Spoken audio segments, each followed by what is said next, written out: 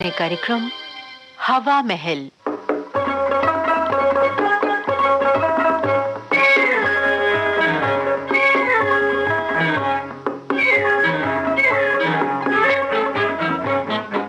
आज के हवा महल कार्यक्रम में आइए सुनते हैं झलकी केवल शिष्टाचार।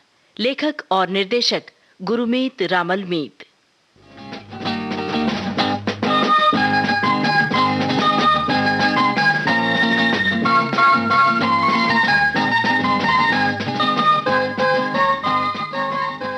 आइए आइए शिवचरण जी, ये ईद का चांद आज कैसे दिखाई दे गया? चांद ईद का हो या पूनम का, और वो अपने वक्त पर जरूर निकलेगा।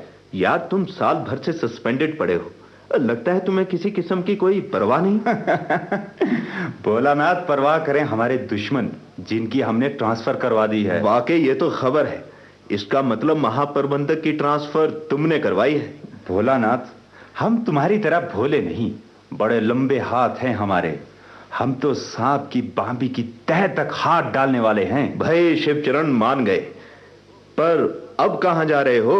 जाना कहां है, नए महाप्रबंधक मिस्टर सिंह से मुलाकात करने जा रहा हूं, ताकि वो तुम्हारी नौकरी बहाल कर दे। ओ जी, उसने हमारी नौकरी क्या बहाल करनी है। मैं तो उसे ये बताने जा रहा हूं कि अगर ढंग से नौकरी करनी है तो अपना पैक सामान खोले, नहीं तो फिर दोबारा पैक करने का झंझट करना पड़ेगा। मान गए, इसमें कोई शक नहीं कि शिवचरण ने मूंछ नीची करके और तलवे चाट कर नौकरी करना नहीं सीखा है। पर शिवचरण ना जाने मैं इतना हौसला क्यों नहीं जुटा पाता हूं। जिसने अफसरों के आगे पीछे दुम हिलाना सीख लिया हो, वो फिर अपनी दुम को स्थिरता प्रदान नहीं कर सकता। कुछ कह लो यार, हर आदमी का अपना अपना ढंग होता है नौकरी करने का। कोई दुम हिलाकर करता है तो कोई चुगली खाकर। लेकिन शिवचरण इन दोनों गाड़ियों का बैल नहीं। जरा महाप्रबंधक कुंवर देव नारायण सिंह से मुलाकात करके आऊं।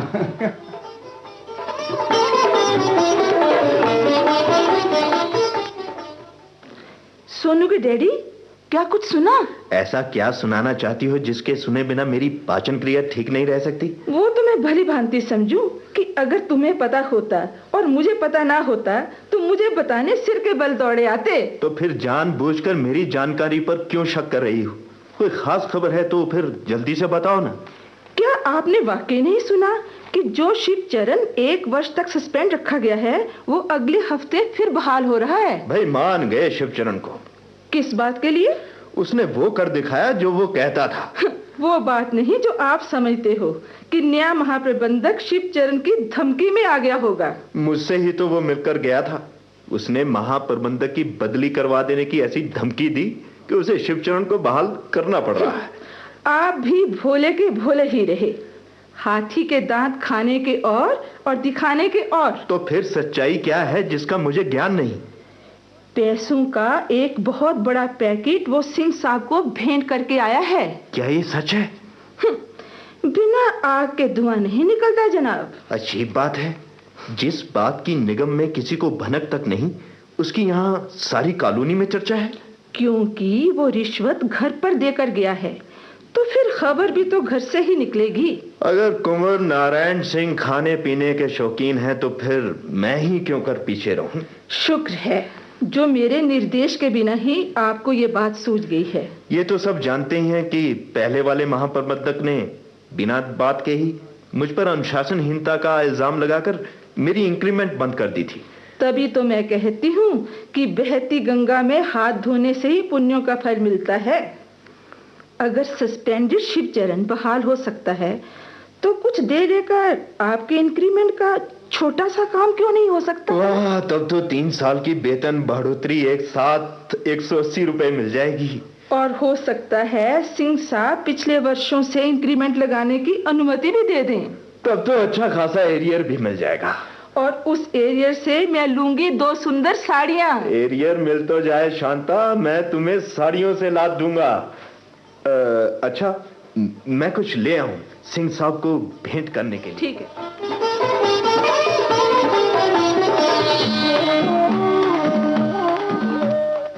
May I come in, sir? Yes, come in. कहो कैसे आना होगा? सर, बस यूं ही केवल शिष्टाचार के लिए। पर ये इतना बड़ा बैग कहाँ लिए आ रही हो? सर कहा ना, just for a courtesy call.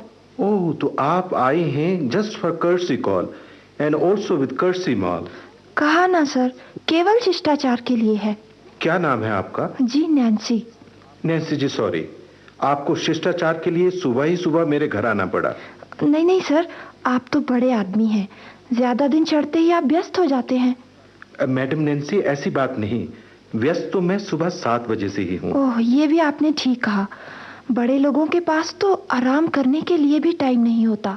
हाँ, कार्यालय के काम के लिए तो मैं हर वक्त हाजिर हूँ, लेकिन ये जो केवल शिष्टाचार के लिए लोग आते हैं, उससे मेरे आराम में जरूर खलल पड़ता है। सर इसका मतलब मैंने नहीं मैडम, आप सर आप मुझे मिस नैन्सी कहकर भी पुकार सकते हैं, क्योंकि आप अभी मिस ही। जी सर। That's good. तो मिस नैन्सी, मैंने आपके आने का बिल्कुल माइंड नहीं किया, ना ही आपने मुझे डिस्टर्ब किया है। मैं तो उन लोगों की बात कह रहा था जो आपसे भी पहले आ चुके हैं। Oh, it's so kind of you sir. पर आपने ये सब इतना कुछ लाने की क्यों तकलीफ की? नहीं नहीं सर, ऐसा कुछ तो नहीं। आप कहती हैं ऐसा कुछ ज्यादा नहीं, लगता है 2 डिब्बे मिठाई के हैं, एक बड़ा सारा पैकेट अलग है, और ये एक छोटा सा भी पैकेट है। ये सब क्यों? सर अपने से बड़ों की गुड विशेस लेने का छोटों को भी तो हक है। मेरी गुड विशेस तो सबके साथ हैं। तभी तो सर मैं भी न्यू ईयर की मामूली सी भेंट ले आई। New year? आप ये क्या कह रही हैं? वर्ष के 2 महीने गुजर चुके हैं, क्या अभी भी न्यू ईयर है? सर माफ करना, 31 मार्च तक न्यू ईयर माना जाता है, और फिर इस वर्ष आपसे ये पहली मुलाकात है। अगर आप इस हद तक सोचती हैं तो रियली आपकी बहुत अच्छी भावना है। ठीक है, थैंक यू वेरी मच। हाँ, आपकी मुलाकात की बात से मुझे ख्याल आया। जी सर, क्या ख्याल आया? सब लोग बारी बारी मिलने घर पर आ रहे हैं।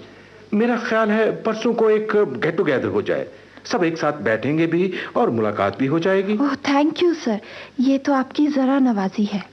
आपके लिए चाय के लिए बोलूं या कॉफी के लिए? नहीं नहीं सर, थैंक यू, मैं दोनों ही नहीं पीती। सर मैं सोचती हूँ कि परसों को तो आपने सबको बुलाया है, और उस दिन आपसे बात नहीं हो पाएगी। ऑफिस में भी आप सारा दिन बिजी रहते हैं, वो इसलिए सर वो हाँ, कहो ना, संकोच कैसा? सर मैंने 5 साल रिसेप्शन में काम किया है। और अब पिछले साल से मुझे टाइपिंग में लगा रखा है। काम ही करना है, कहीं कर लिया। फिर इंसान को हर सीट का अनुभव हो तो अच्छा है। नहीं सर, वो तो ठीक है, पर जो पहले महाप्रबंधक थे, ये सब उन्हीं के कारण हुआ है। क्या हुआ था? सर माफ करना, महाप्रबंधक का मतलब ये तो नहीं कि उनकी हर बात माननी पड़ेगी। ऐसा तो नहीं होना चाहिए। खैर, आपने परसों आना मत भूलना। ठीक है सर, जरूर आऊंगी। जब सब आ रहे हैं तो मैं भी जरूर आऊंगी। अच्छा सर, फिर नमस्कार। नमस्कार।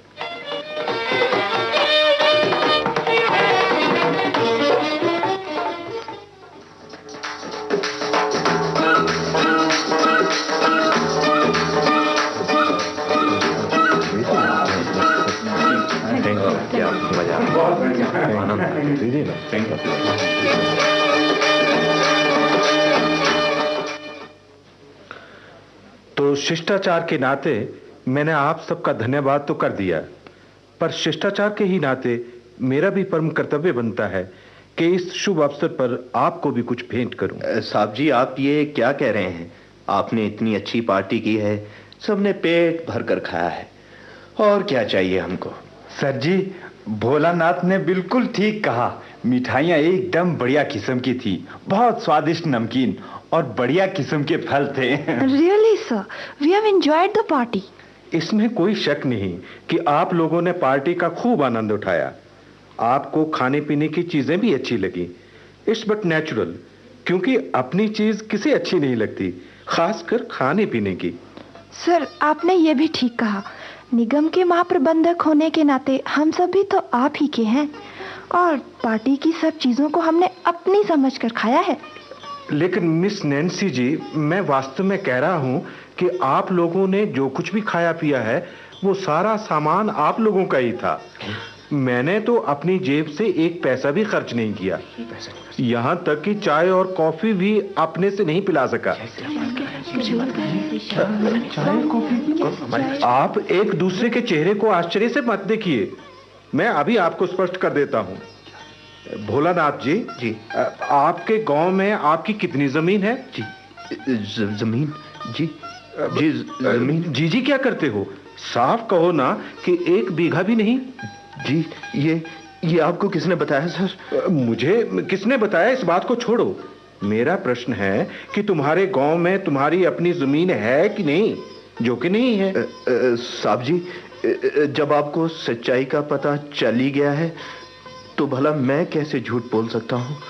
लेकिन शिष्टाचार के नाते 4 दिन पहले आप एक बोरी आलू की मेरे घर ये कहकर दे गए थे कि इस साल आपके खेतों में भरपूर फसल हुई है। जी हाँ सर। इसलिए 1 बोरी मेरे लिए भी ले आए, जबकि सच्चाई ये है कि भोलानाथ जी खुद अपने घर के लिए मुश्किल से ½ किलो आलू रोज बाजार से लाते हैं। भोलानाथ को ऐसा इसलिए करना पड़ा ताकि 3 सालों से रुकी हुई इंक्रीमेंट लग सके। मिसेस शांता भोलानाथ, जरा ये लिफाफा तो खोलना। जी साहब जी, ये तो रुपयों से भरा पड़ा है। मैंने इसे पहले नहीं खोला था, मेरा ख्याल है इसमें कम से कम 10,000 रुपए जरूर होंगे। केवल शिष्टाचार के नाते ये भेंट श्री शिवचरण की ओर से आई थी ताकि इन्हें फिर से नौकरी में बहाल कर दिया जाए और ये एक बार फिर निगम में घुसकर लाखों का गबन कर सके। सर मेरा लिफाफा कल खोलिएगा प्लीज सर, नहीं तो मेरी सबके सामने बेइज्जती हो जाएगी। तो फिर खुद ही बता दो ना कि इन लिफाफों में क्या है। सर क्यों शर्मिंदा कर रहे हैं सर? नहीं बताओगी तो फिर मुझे ही बताना पड़ेगा। नहीं सर, मैं तो ये तुच्छ सी भेंट लाई थी। ये 2 साड़ियाँ और 1 शॉल थी, ये तो मिसेस सिंह के लिए है, आपके लिए तो। ताकि आपको फिर से रिसेप्शन में लगा लिया जाए, क्योंकि सब लोगों को आप बता सकें कि आप इस निगम में डायरेक्टर के पद पर कार्य कर रही हैं और लोक संपर्क के बल पर आप व्यक्तिगत लाभ उठा सकें, जैसा आप पहले करती रही हैं। सॉरी सर, मुझे माफ कर दीजिए। साहब जी मुझे भी क्षमा कर दो सर। साहब जी, मैंने तो इन्हें बहुत समझाया था ऐसा ना करने के लिए। साहब जी, वो तो शिवचरण की नकल करके शिष्टाचार निभाया था। आज तक निगम में जितने महाप्रबंधक आए हैं मैं तो सबको इसी ढंग से पटाता आया था। लेकिन सब महाप्रबंधक एक जैसे नहीं होते। 3-4 लोगों के ये तो मैंने सिर्फ उदाहरण पेश किए हैं, बाकी सब लोग भी ना जाने क्या क्या मुझे, मेरी पत्नी को, मेरे लड़के लड़की को दे गए हैं, वो भी केवल शिष्टाचार के नाते। ऐसा शिष्टाचार मुझे पसंद नहीं। प्लीज उस कमरे में से अपने अपने लिफाफे और पैकेट ले लो। मैं भी आपसे केवल शिष्टाचार के नाते कह रहा हूं, भविष्य में सावधान रहना।